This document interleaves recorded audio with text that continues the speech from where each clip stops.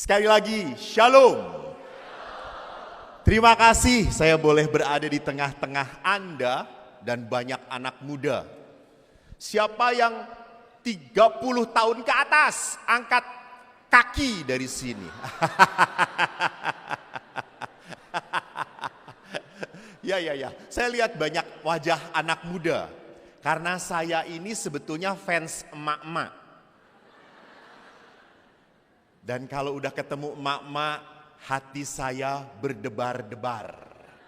Bukan karena jatuh cinta, karena menderita disuruh foto. Pagi ini seperti terpampang di depan.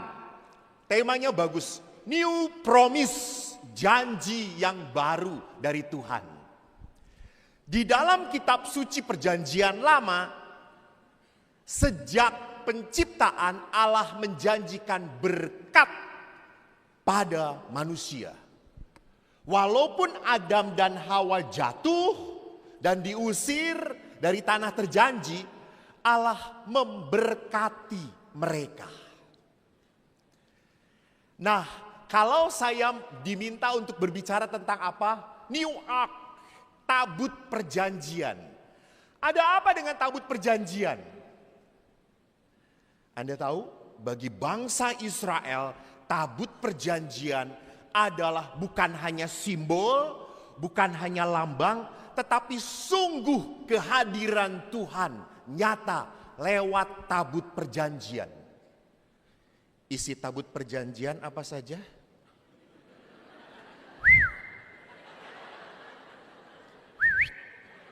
Tadi saya lihat sering retret siapa? Saya. Konferensi LOJ siapa? Saya. Saya lihat tanda angkat tangan terus. Dapat apa? Apa isi tabut perjanjian? Betul, roti mana? Betul. 2? Iya, 2 loh batu. Betul. Pinter. Satu lagi, tongkat Harun. Pinter banget. Saya mendengar dari hati Anda yang kosong. Jadi di dalam tabut perjanjian ada 3 loh batu, 2 loh batu, roti mana, dan tongkat Harun. Dan ingat, kemana-mana tabut perjanjian itu dibawa. Bahkan waktu menghancurkan kota apa? Salah sendiri duduk di depan. Bayarnya mahal atau sama aja? Kelihatan ini mah kredit bayarnya. Waktu menghancurkan kota Yeriko, berapa kali berputar?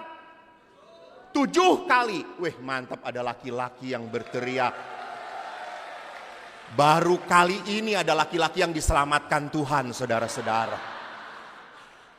7 kali orang Israel mengelilingi kota Yeriko dan membawa tabut perjanjian. Hancur akhirnya kota itu dan direbut oleh orang Israel.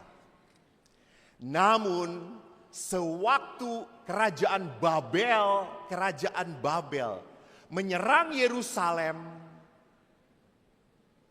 tabut perjanjian itu hilang.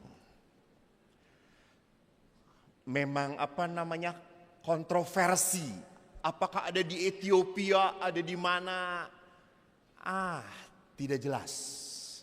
Karena Harrison Ford pun dalam Indiana Jones membuat sebuah film tentang apa? Raiders of the Lost Ark. Pencuri dari tabut perjanjian. Yang paling penting dalam kitab Wahyu, saya tertarik sekali bahwa penginjil Yohanes mendapatkan sebuah perwahyuan. Wahyu 11 ayat 19 di kiri. Terbukalah bait suci Allah yang di surga dan kelihatanlah tabut perjanjiannya di dalam bait suci itu. Ingat, wahyu adalah ungkapan Allah, revelasio Allah, pernyataan Tuhan kepada Yohanes untuk memperlihatkan Memperlihatkan rencana Tuhan. memperlihatkan karya Tuhan. Dan siapa tabut perjanjian itu? Di ayat Wahyu 12 diteruskan, maka tampaklah suatu tanda besar di langit, seorang perempuan berselubungkan matahari dengan bulan di bawah kakinya dan sebuah mahkota dari 12 bintang di atas kepalanya. 12 tanda suku Israel. Ia sedang mengandung dan dalam keluhan dan penderitaannya hendak melahirkan, ia berteriak kesakitan. Siapakah wanita itu kalau bukan Maria? Jadi Maria adalah tabut Allah yang baru. Ini mau nyampe ke sono, ke sini, apa ke sana ya? Ke sono ya. Jadi hari ini saya mengajak Anda, mari kita renungkan. Bunda Maria wanita yang sederhana, bagaimana mengimani bahwa anaknya ini adalah Tuhan, adalah Yesus. Karena manusia yang pertama yang mengimani Yesus siapa? Tadi udah ngomong gue. Inilah sedihnya kalau berkhotbah di depan Katolik. Nggak tahu kagum, nggak tahu blow on, sama aja gitu ya. Siapa manusia yang mengimani pertama-tama pribadi Yesus? Tumben pinter. Maria. Dan siapa Maria? Kita lihat penginjil Lukas. Matius, Markus, Yohanes tidak menceritakan Bunda Maria. Markus pun tidak. Matius ya. Lukas sangat menceritakan Bunda Maria. Karena ada begitu kedekatan iman. Jadi jangan berkata bahwa kalau cuma satu yang menulis harus diragukan. No.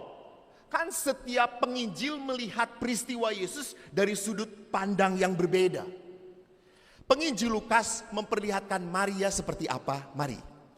Dalam bulan yang ke-6, malaikat Gabriel disuruh Allah pergi ke Nazaret, ke sebuah kota di Galilea bernama Nazaret. Kenapa gua Nazaretnya ngomong 2 kali? Kepada seorang perawan yang bertunangan dengan seorang bernama Yusuf dari keluarga Daud. Nama perawan itu Maria. Ketika malaikat itu masuk ke rumah Maria, ia berkata, "Salam hai engkau yang dikaruniai, Tuhan menyertai engkau." Maria terkejut mendengar perkataan itu, lalu bertanya di dalam hatinya, apakah arti salam ini? Saudara-saudara, di dalam sejarah keselamatan, baru satu-satunya manusia yang dikunjungi oleh malaikat, dan malaikat berkata, engkau dikaruniai. Dalam bahasa Inggrisnya, blessed are you. Dan apa? Tuhan menyertai engkau. Engkau itu adalah wanita yang dipilih Allah. Tolong, jangan pernah berpikir, kan Tuhan bebas bisa memilih siapapun. Kebetulan ada Maria, nah jadi Maria ajalah yang jadi ibu Yesus. Kalau ada ponijem, bisa jadi ponijem. Tidak. Allah menyiapkan Maria. Allah mempersiapkan Maria. Karena apa? Karena yang mau hadir di dalam rahimnya adalah Allah. Maaf, Allah itu sifatnya apa? Sifatnya apa? Kudus. Laki-laki lagi yang pinter. Allah itu sifatnya kudus. Kudus dengan yang jahat bisa bersatu atau tidak? Kudus dengan dosa bisa bersatu atau tidak? Tidak. By the way, hari ini kan gereja memperingati arwah orang beriman. Kita berdoa bagi saudara-saudara kita, keluarga kita yang sudah meninggal, supaya Allah mengampuni di api penyucian. Betul, orang setelah mati, ya siapa Eko sih langsung masuk surga? Si borokokok nggak mungkin masuk surga. Pasti harus disucikan dulu. Ingat, api penyucian adalah menyucikan supaya orang bisa masuk surga, dibersihkan. Dan kalau kita kembali kepada siapa? Bunda Maria tadi, engkau dikaruniai, Allah itu tidak pernah bisa bersatu dengan dosa. Maka Maria adalah wanita suci, kudus. Karena yang akan masuk ke rahim Maria adalah Allah. Maka Allah sungguh mempersiapkan. Tak mungkin wanita sembarangan. Disebut di situ oleh malaikat, engkau dikaruniai, Tuhan menyertai engkau. Kata Maria kepada malaikat itu, bagaimana caranya? Padahal aku belum bersuami. Jawab malaikat itu kepadanya, Roh Kudus akan turun atasmu dan kuasa Allah yang maha tinggi akan menaungi engkau. Sebab itu anak yang akan kau lahirkan itu akan disebut kudus, anak Allah. Dua kali. Malaikat Gabriel mengatakan, Roh Kudus akan turun atasmu dan kuasa Allah akan menaungi engkau. Jadi saudara-saudari terkasih, Maria itu dihormati dalam gereja Katolik karena manusia yang spesial hubungannya dengan Yesus. Maaf Bunda Maria. Kalau Maria nggak ada hubungannya dengan Yesus, sama dengan Maria yang di sini. Maria Juminten lah. Tetapi Maria dihormati karena apa? Hubungannya dengan Yesus. Roh Kudus dan kuasa Allah akan turun atasmu. Dan lihat sekarang dikatakan oleh malaikat Gabriel, sesungguhnya Elisabeth sanakmu itu, ia pun sedang mengandung seorang anak laki-laki pada hari tuanya. Dan inilah bulan yang ke-6 bagi dia yang disebut mandul, sebab bagi Allah tidak ada yang mustahil. Dan kata Maria, sesungguhnya aku ini hamba Tuhan. Jadilah padaku menurut perkataanmu itu. Lalu malaikat pun meninggalkan dia. Saudari-saudara, jadi Maria diperkenalkan oleh penginjil Lukas adalah apa? Wanita yang dipilih Allah. Ini maunya Tuhan. Ini kehendaknya Tuhan. So don't ask to me, Father, kenapa Maria, kenapa bukan saya? Tuhan gak mau elu. Sorry. Tuhan mau Maria. Dan sekarang mari kita lihat, bahkan di gereja perdana pun seorang bapak gereja bernama Santo Athanasius dari Alexandria tahun 200, ingat tahun 200, tahun 70 itu kurang lebih kitab suci terakhir ditulis. Jadi 130 tahun kemudian Bapak gereja sebagai gereja Kristen perdana menuliskan bagus sekali. Athanasius menulis, "Oh perawan yang terhormat, sungguh engkau lebih mulia daripada semua yang mulia." Sorry, M-nya kecil ya. Jadi bukan M besar. Sebab siapakah yang sama mulianya, oh tempat kediaman sang sabda Tuhan. Dengan siapakah dari antara makhluk ciptaan akan kau bandingkan? Engkau, oh perawan, oh tabut perjanjian. Jadi Maria oleh Santo Athanasius, Bapak Gereja, dikatakan sebagai apa? Tabut perjanjian. Yang kedua, Santo Hippolytus, tahun 235, Bapak Gereja juga mengatakan apa? Ia, Maria, adalah tabut yang dibentuk dari kayu yang tidak lapuk. Sebab dengan ini dinyatakan bahwa tabernakelnya dilepas dari kelapukan dan kerusakan. Itu, Hippolytus mengatakan Maria memang diangkat ke surga. Tidak lapuk tubuhnya.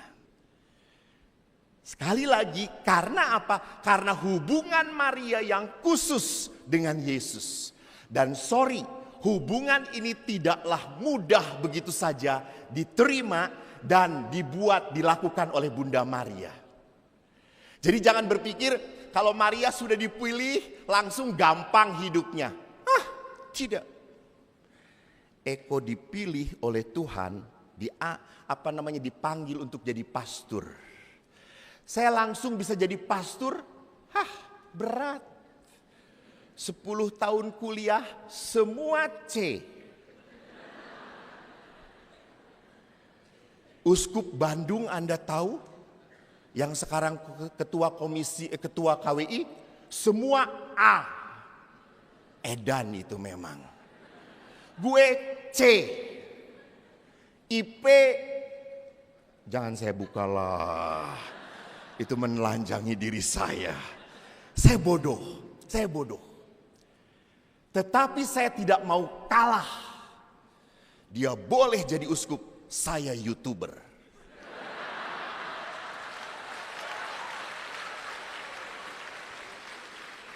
Beliau pernah datang pada saya, kok pernah ke Yerusalem belum?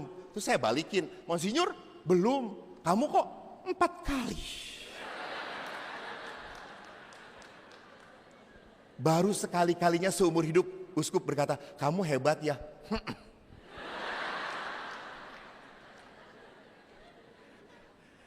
Jadi apa yang saya mau katakan, bahwa pada saat orang dipilih, dipanggil oleh Allah, tidak semerta-merta mudah. Enggak, sama dalam perkawinan Anda.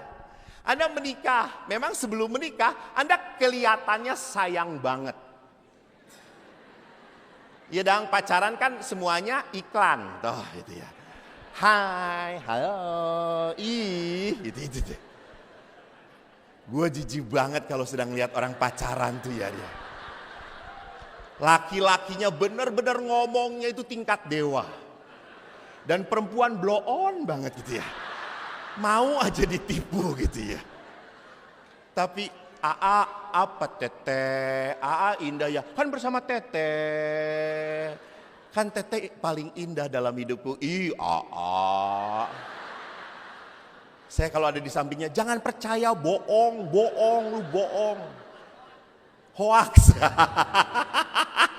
That's good. Hoax gitu ya. Kalau baru pacaran bawa mobil, istrinya pacarnya dibukakan pintu. Come on. Dibukakan pintu, come on. Setelah nikah, seorang istri pernah berkata, Romo waktu pacaran dia itu selalu bukakan pintu. Setelah menikah Romo, saya nungguin. Sampai istri saya udah masuk rumah, dikunciin malahan gitu ya saya. Oi, kata dia. Terus suami saya berkata, keluar gitu ya. Bukain. Halah sendirian aja. Itu ya ampun. Tapi suatu hari saya pernah 5 kali dijemput oleh seorang bapak. Sudah tua bapak ini. Saya selalu kalau dijemput oleh dia duduk di belakang, istrinya di depan. Dan kalau berhenti dimanapun turun, suaminya langsung bukakan pintu istrinya. Saya tuh kagum, edan sekali. Ini suami sayang banget. Sampai akhirnya saya tidak tahan diri nanya, Pak, Bapak tuh sayang banget dengan ibu ya? Kenapa? Selalu kalau berhenti mobilnya dibukakan pintu. Bukan, itu mobil gak bisa dibuka dari dalam.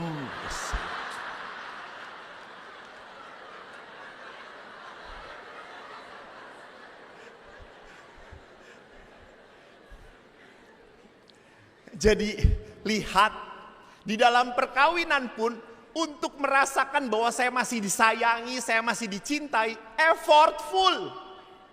Harus ada usaha. Saya bertahan menjadi imam pun harus ada usaha. Tidak bisa diam saja. Maria pun demikian. Maka Katekismus Gereja Katolik yang ditulis oleh Yohanes Paulus II tahun 1992 mengatakan dan menegaskan apa? Maria yang di dalamnya Tuhan sendiri tinggal adalah Putri Sion, tabut perjanjian dan tempat di mana kemuliaan Tuhan bertahta. Jadi Paus pun menggarisbawahi kembali, Maria itu sungguh tabut perjanjian Allah. Nah Bapak Ibu, mari kita lihat. Kita lihat bahwa di dalam membaca kitab suci, gereja menyarankan di dalam katekismus bahwa kalau baca kitab suci itu perjanjian lama harus diterangi oleh perjanjian baru. Jadi perjanjian lama dan perjanjian baru itu tidak terpisahkan, menyatu. Maka ada ilmu di dalam teologi, ilmunya tipologi. Tipologi itu apa? Perjanjian lama ini adalah gambaran, lambang yang terbukti dalam perjanjian baru. Contoh, Yesus disebut sebagai Adam. Di dalam perjanjian lama ada Adam. Di dalam perjanjian baru oleh Paulus, Yesus disebut sebagai Adam yang baru. Ingat waktu Yesus menampakkan diri kepada para murid di Emmaus. Waktu dua murid itu, Kleopas salah satunya, mengundurkan diri. Yesus menampakkan diri, Yesus menjelaskan kitab suci dari perjanjian lama sampai akhirnya pada dirinya. Jadi perjanjian lama itu ada koneksi dengan perjanjian baru.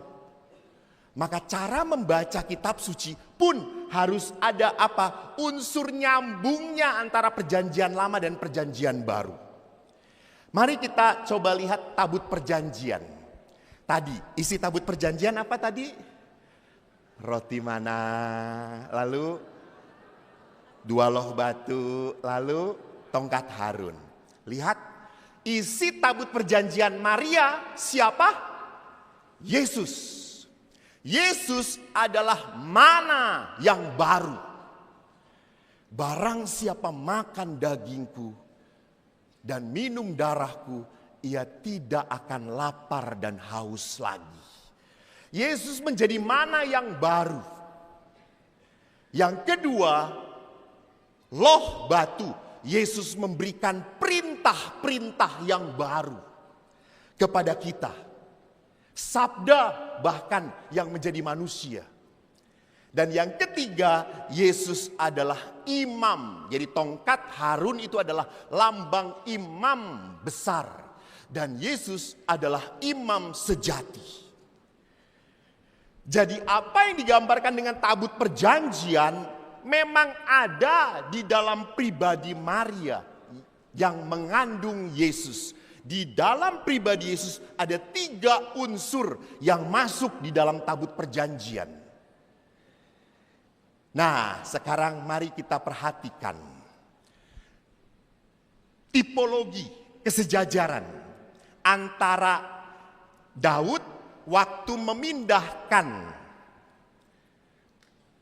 tabut perjanjian ke Yerusalem. Kan Daud itu punya mimpi, aku ingin mendirikan rumah bagi Allah Yahweh. Tetapi Yahweh tidak mau. Lalu nanti siapa yang akan mendirikan bait Allah?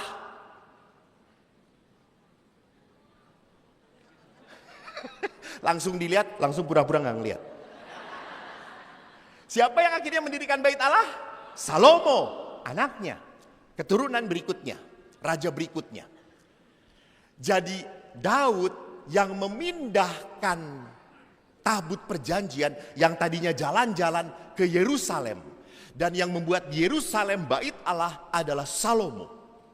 Nah, kita lihat 2 Samuel 6 ayat 1-19 adalah Daud berhadapan dengan tabut Allah. Sedangkan Lukas 1:39-45 Elisabet berhadapan dengan Maria, tabut Allah. Ada koneksi, ada hubungan, ada persamaan. Ada gambaran yang percis mirip di situ terjadi. Mari kita lihat pertama kitab Samuel. Daud mengumpulkan pula semua orang pilihan di antara orang Israel. 30.000 orang banyaknya. Kemudian bersiaplah Daud lalu berjalan dari Baale Yehuda dengan seluruh rakyat yang menyertainya untuk mengangkut dari sana tabut Allah yang disebut dengan nama Tuhan semesta alam yang bertahta di atas kerubim, malaikat. Mereka menaikkan tabut Allah itu ke dalam kereta yang baru. Setelah mengangkatnya dari rubah Abinadab, di atas bukit itu. Lalu Usa dan Ahyo, anak-anak Abinadab, mengantarkan kereta itu. Usa berjalan di samping tabut Allah itu, sedangkan Ahyo berjalan di depan tabut itu. Lihat di sini, Daud dan seluruh kaum Israel menari-nari di hadapan Tuhan dengan sekuat tenaga, diiringi nyanyian, kecapi, gambus, rebana, kelentung, dan ceracap.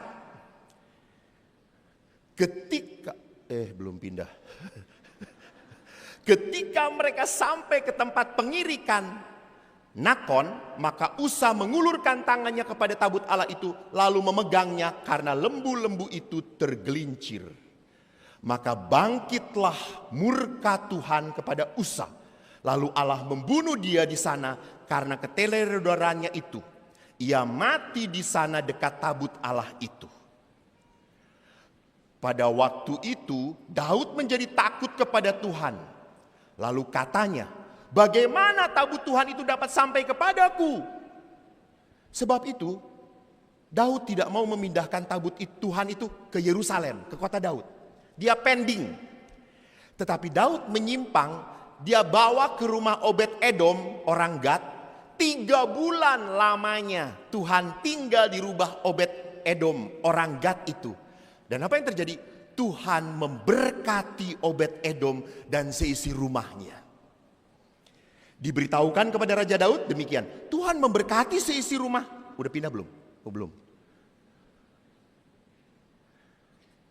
Mana? Tuhan memberkati seisi rumah Obed Edom dan segala yang ada padanya oleh karena tabut Allah itu. Lalu Daud pergi mengangkut tabut Allah itu dari rumah Obed Edom ke kota Daud dengan sukacita. Apabila pengangkat tabut Tuhan itu melangkah maju 6 langkah, maka ia mengorbankan seekor lembu dan seekor anak lembu gemukan. Dan Daud menari-nari di hadapan Tuhan dengan sekuat tenaga. Ia berbaju efod dari kain lenan. Daud dan seluruh orang Israel mengangkat tabut Tuhan itu dan dengan diiringi sorak dan bunyi sangkakala. Tabut Tuhan itu dibawa masuk, diletakkan di tempatnya di dalam kemah yang dibentangkan Daud untuk itu. Udah di Yerusalem nih. Kemudian Daud mempersembahkan korban bakaran dan korban keselamatan di hadapan Tuhan. Dan setelah Daud selesai mempersembahkan korban bakaran dan korban keselamatan, diberkatilah bangsa itu demi nama Tuhan semesta alam. Kita lihat antara Daud bertemu dengan tabut Tuhan dan Elisabet bertemu dengan Maria sang tabut yang baru. Sudah tahu peristiwanya belum? Elisabet bertemu Maria. Di mana? Di mana? Betul, di rumah Elisabet. Pinter. Ada di sini saya tuliskan sedikit sebetulnya. Beberapa waktu kemudian berangkatlah Maria dan langsung berjalan ke pegunungan menuju sebuah kota di Yehuda. Saya tidak akan baca karena saya yakin yang hadir di sini rajin memegang Alkitab. Saya balikin ya. Oke. Pertama lihat. Tabut perjanjian menempuh perjalanan ke rumah Obed Edom di pegunungan Yudea. Maria menempuh perjalanan dari Nazaret ke rumah siapa? Elisabet. Lihat. Yang kedua, Daud memakai baju. Tadi dikatakan baju kebesaran dan menari melonjak kegirangan. Sewaktu bertemu dengan Maria, siapa yang melonjak kegirangan? Yohanes, bayi dalam rahim Elisabet melonjak kegirangan. Lalu Daud bertanya waktu salah satu anaknya Abinadab mati karena menyentuh tabut Tuhan. Daud takut, maka Daud berkata, bagaimana tabut Tuhan dapat sampai kepadaku? Dia gentar. Dan Elisabet berkata apa? Siapakah aku ini sampai ibu Tuhanku datang mengunjungi aku? Jadi Elisabet merasa apa? Tidak layak. Ibu Tuhan datang kepadaku. Jadi kalau Maria disebut sebagai Bunda Allah, memang Elizabeth dalam Roh Kudus mengungkapkan kata itu. Daud bersorak-sorai di hadapan tabut perjanjian, maka Elizabeth pun berseru dengan suara nyaring. Bapak Ibu, ingat, bersyukurlah kita punya Bunda Maria. Saya kadang suka prihatin. Kalau orang Katolik itu berdoa salam Maria suka ragu-ragu. Hello. Doa Katolik selalu berdasarkan kitab suci. Bapa kami, itu doa yang diajarkan siapa? Yesus. Salam Maria, doa kitab suci. Lihat, salam Maria, penuh rahmat, Tuhan sertamu. Kata-kata siapa itu? Gabriel. Terpujilah engkau di antara wanita dan terpujilah buah tubuhmu Yesus. Kata-kata siapa itu? Elizabeth. Dalam Injil Lukas. Baru ini adalah dogma gereja, Santa Maria Bunda Allah. Lihat, doakanlah kami yang berdosa ini. Kita tidak berkata, Santa Maria Bunda Allah, kabulkanlah doa kami. Yang mengabulkan doa Tuhan. Di dalam doa gereja kita berkata, Santa Maria Bunda Allah, doakanlah kami yang berdosa ini sampai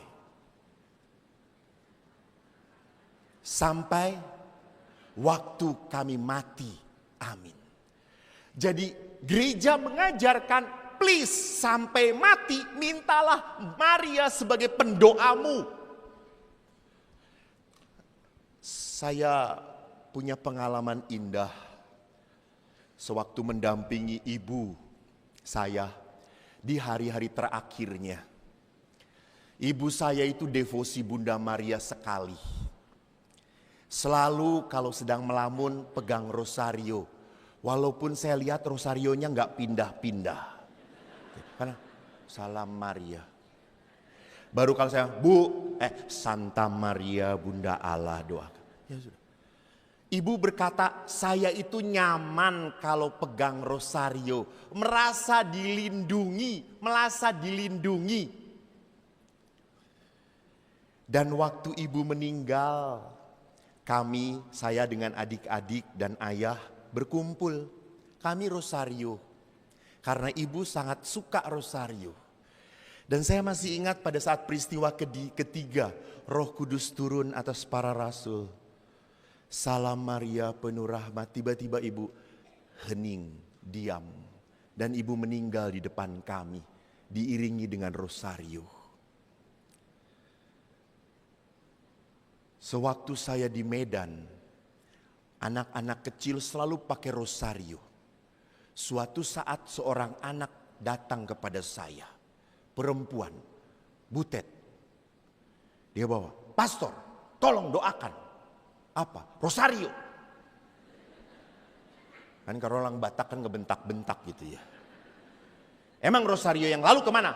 Putus. Sekarang dari mana? Beli sendiri. Oh ya sudah, mari. Lalu saya doakan.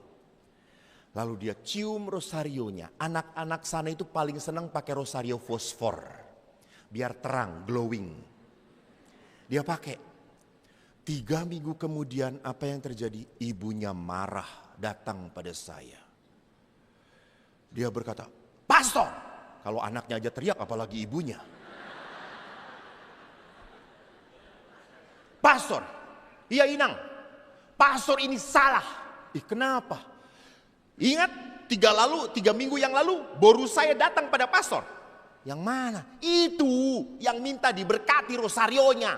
Oh iya betul. Itu pastor. Pastor salah. Kenapa? Itu si Boru pastor. Kemarin main komputer. Dia lama. Lalu aku marah pada si Boru itu. Boru jangan main komputer. Matamu rusak nanti. Kamu buta. Lalu si Boru berkata apa? Mama tidak percaya pada kuasa rosario. Aku sudah pakai rosario Mama.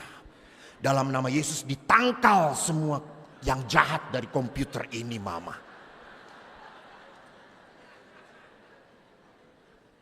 Lihat, anak kecil aja punya iman yang besar gitu ya.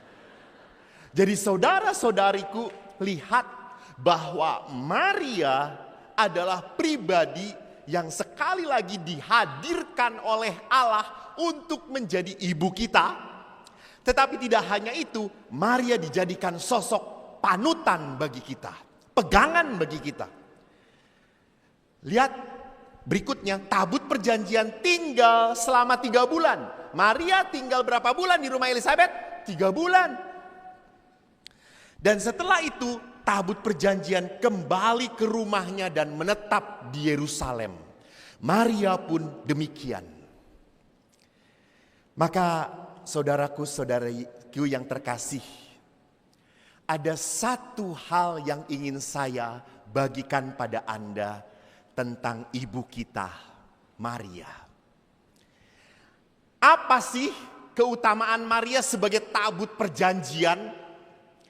Sebagai seorang wanita yang mengimani bahwa yang dikandung ini Yesus, Maria dalam ketidakmengertian, Maria tidak meragukan dan tidak mencari penjelasan. Maria taat pada perintah Allah. Taat. Maka jawab Maria apa terakhir? Aku ini hamba Tuhan. Terjadilah padaku seturut kehendak-Mu. Ingat, kalau kita berdoa, Tuhan, terjadilah seturut kehendak-Ku. Aku percaya kehendak-Mu selalu baik. Aku percaya Engkau mempunyai rancangan yang indah. Tapi terjadilah seturut kemauan-Ku. Selalu di dalam kehidupan, siapa yang menjadi nomor 1? Aku. Maria tidak. Maria justru tunduk pada Tuhan. Maria mengikuti apa yang Tuhan mau. Maka perhatikan apa yang kita bisa lihat di dalam kitab suci.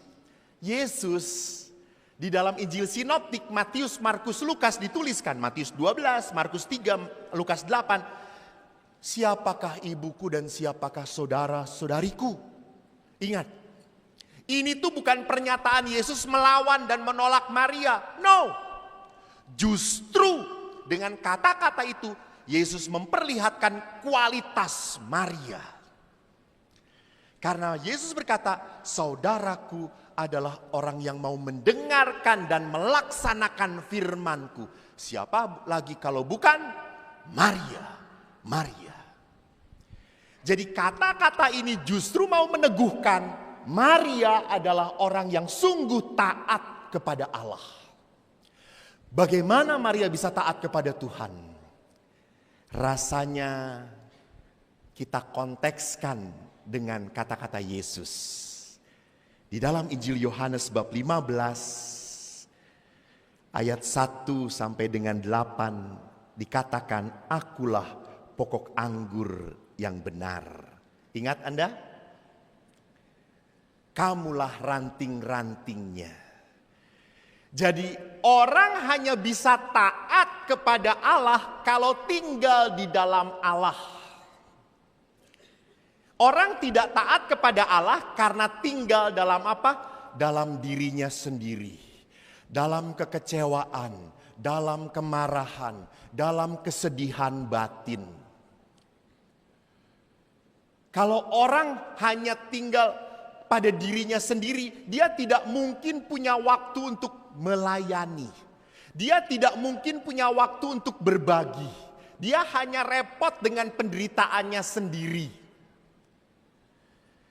Saya pernah ditanya, pastor itu nggak capek ya? Kemarin saya pulang bawa ziarah ke Fatima dan Lourdes. Baru pulang 2 hari sudah pergi ke Jogja. Saya memberikan rekoleksi keluarga di Jogja. 2 hari yang lalu saya setir sendiri dari Jogja ke Jakarta. Memberi di sini. Besok pulang ke Bandung memberi rekoleksi keluarga di Pratista. 3 hari kemudian saya berangkat ke Surabaya. Dari Surabaya saya ke Manado, saya ke Perth. Pegawai berkata, "Pastor enggak capek?" Ya capek. Emang gue makhluk halus. Lalu pastor ngapain pergi jauh-jauh, udah diem aja. Saya berkata, kalau Tuhan mau ya sudah. Mumpung saya masih laku. Loh betul, suatu saat nggak laku lagi. Suatu saat ya nggak berdoa sih. Kalau saya udah saudara, Yesus, penyelamat. Saya yakin nggak mungkin suruh ngisi konferensi LOJ, nggak mungkin gitu ya. Paling-paling rekoleksi persiapan kematian.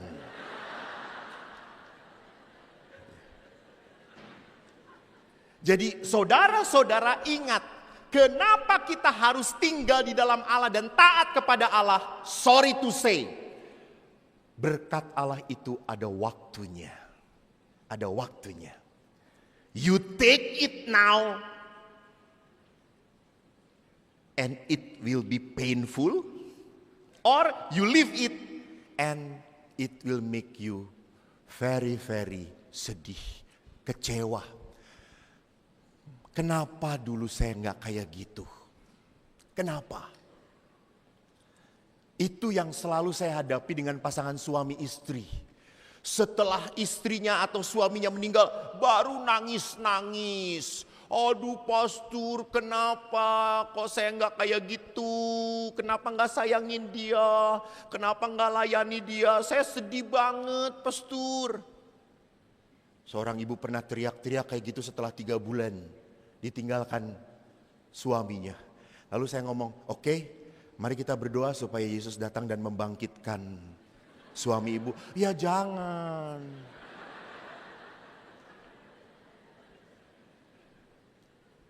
Saudaraku yang terkasih, kalau orang tinggal di dalam dirinya sendiri, maka orang itu hanya isinya apa?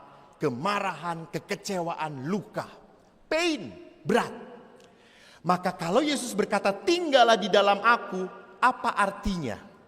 Saudara, di dalam Injil Yohanes 15, 1-8, 5 kali Yesus mengatakan tinggallah di dalam aku. Dan waktu saya coba cari pemaparan, what the meaning with tinggal dalam bahasa Inggris, yang dipakai adalah abide, remain. Sama, Maria pun remain, tinggal di rumah Elizabeth. Dalam bahasa Latin, manere, mano, saya menetap. Rupanya kalau kita lihat terjemahannya, disebut pertama, to continue to be present. Selalu hadir, selalu ada.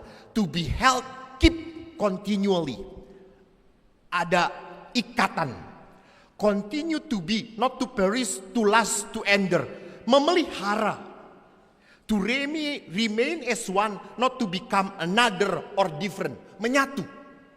Jadi kalau Yesus mengatakan tinggal, itu berarti apa? Ada hubungan intensional, ada hubungan personal, ada hubungan emosional, ada kedekatan. Ibu bapak tolong bedakan antara remaining dengan visiting. Nah, banyak orang Katolik mah nggak remaining, cuma visiting. Datang ke gereja hari Minggu, store wajah, Yesus aku hadir, sambil ngantuk-ngantuk. Kolektenya pun goceng. Paling tinggi 10.000. Doa paling pagi dan malam selesai. Itu visiting. That's not remaining. Itu bukan tinggal, itu kunjungan. Itu cuma store wajah. Itu hanya absensi. Kalau Yesus berkata tinggallah, itu berarti apa? Abide, menyatu. Kau punya ikatan batin, intensional, intim dengan Tuhan. Itulah Maria. Maria intim dengan Allah dan putranya Yesus. Maka bagaimana supaya kita intim? Mari kita lihat pertama. Tinggallah di dalam aku itu berarti apa? Tinggal diminta untuk diam, merasakan, menikmati hadirat Allah. Ingat, Yesus pokok anggur dan kita ini apa? Apa? Carangnya. Pokok itu butuh waktu untuk menyalurkan nutrisi. Untuk menyalurkan sari-sari makanan ke ranting-rantingnya. Saya pun sama, saya tuh butuh diberi nutrisi oleh Tuhan. Butuh diberi makan jiwa saya, roh saya, butuh dikuatkan. Maka tolong, Yesus pun berkata apa? Akulah roti hidup, barang siapa datang kepadaku, ia tidak akan lapar lagi. Jadi di dalam gereja Katolik jelas, bagaimana supaya kita dinutrisi oleh Tuhan? Ekaristi. Ekaristi itu nutrisi yang paling mutakhir. Ekaristi. Di samping itu apa? Kita belajar berdoa, hening, nikmati. Jangan sampai doa itu kan banyaknya ngomong. Kita ngomong pada Tuhan dan Tuhan tidak punya kesempatan ngomong dengan kita. Amin. Tuhan baru ngomong, si kampret udah pergi.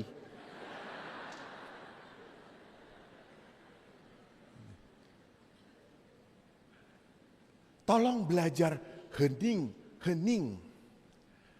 Kemarin saya itu suka sedih kalau sudah disuruh ziarah. Kalau udah sampai tempat peziarahan, apalagi dengan emak-emak. You know, yang pertama dikeluarkan bukan rosario, handphone. Udah sampai Fatimah, foto.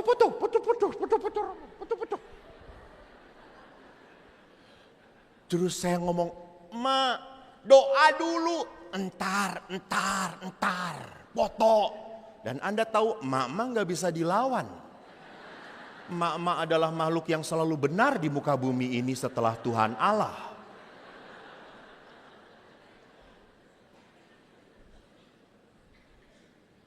Lalu setelah itu baru kita berdoa.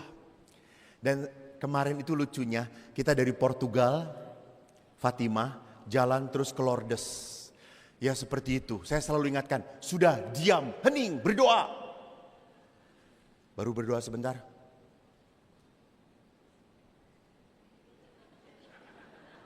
Sudah belum berdoanya pastor? Nikmati, diem, menikmati. Kita sulit untuk menikmati berdoa gitu.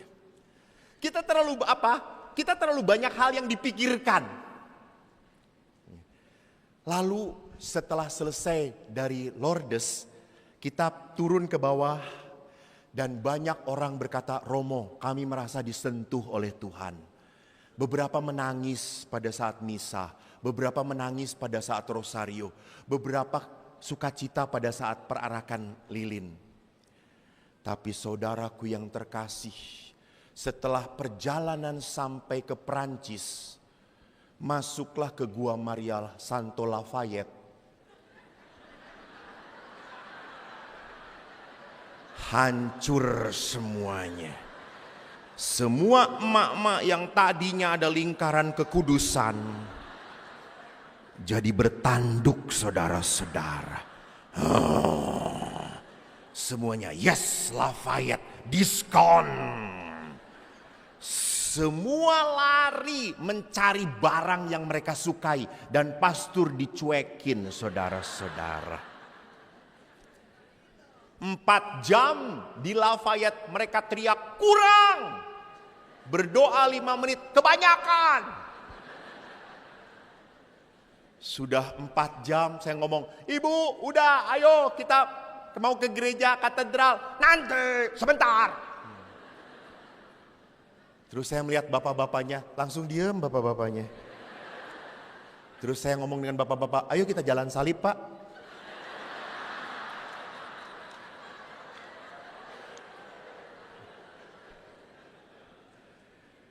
Saudaraku lihat, pengalaman rohani bisa begitu musnah sedikit saja oleh yang namanya kemanusiaan, kedagingan. Tidak gampang. Maka untuk tinggal menikmati Tuhan itu butuh apa? Disiplin. Doa itu bukan berarti saya tanda salib, diem. No.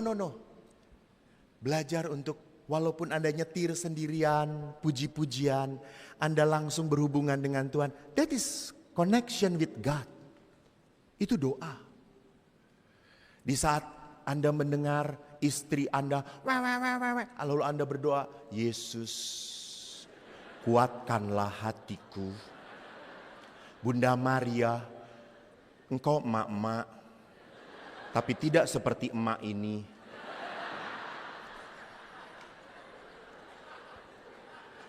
Jadi bapak-bapak jangan disamber, jangan lawan istri Anda sedang berdoa aja. Salam Maria, Santo Yosef, kau suami yang paling bahagia.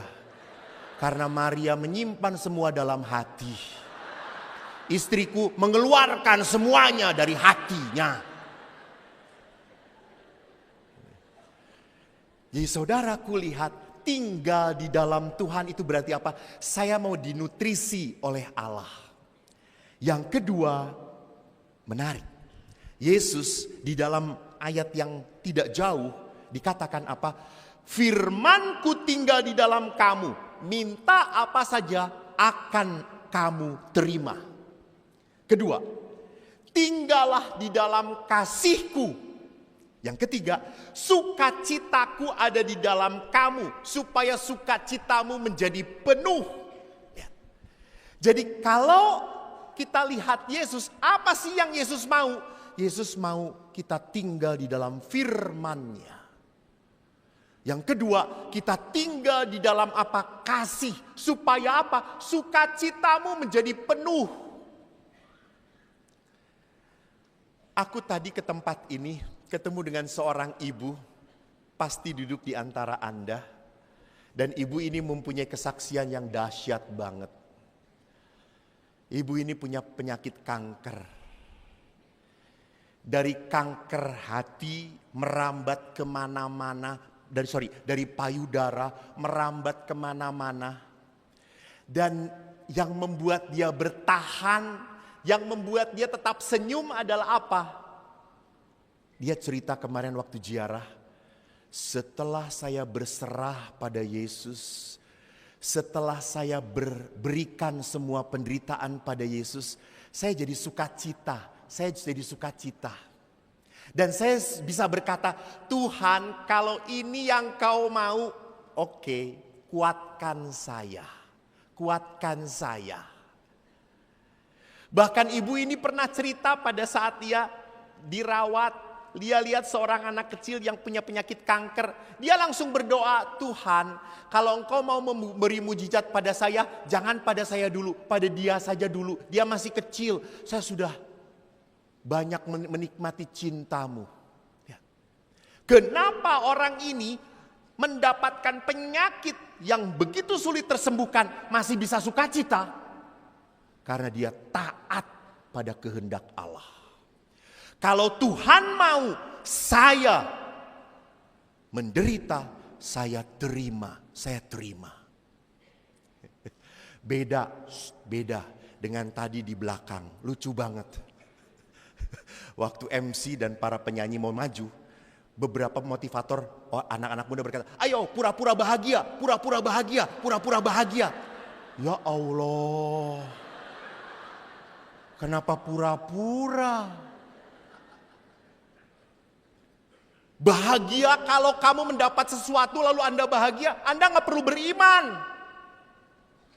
Tapi di dalam kepedihan, di dalam kejengkelan, Anda masih bisa memuji Tuhan, bersukacita. Itu iman, itu kekuatan tinggal di dalam Allah. Jadi jangan pura-pura bahagia.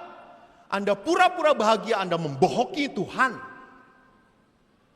Justru saya harus berani menerima, taat pada Allah. Walaupun saya sedang sakit, walaupun saya sedang sedih, saya masih tetap bisa tersenyum.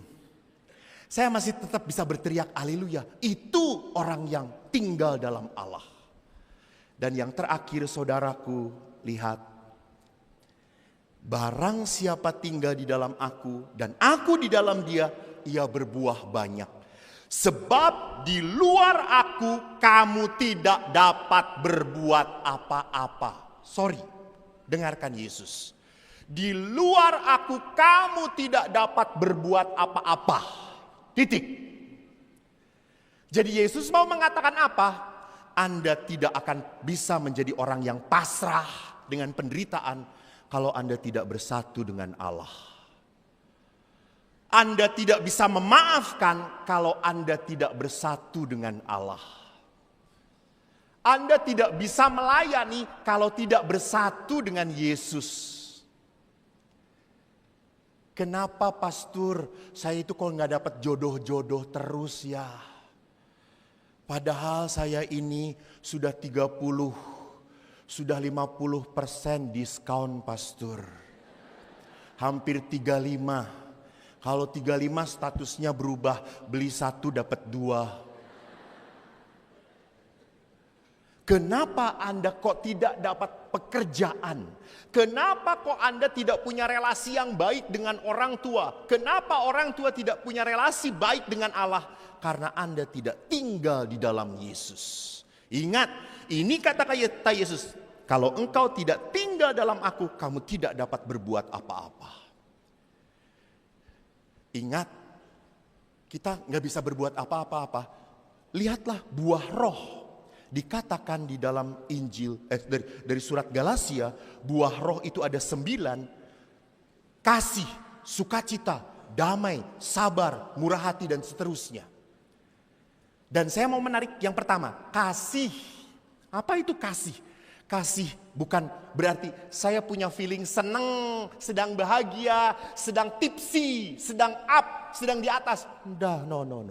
Kasih adalah kemauan untuk memberikan yang terbaik kepada orang lain.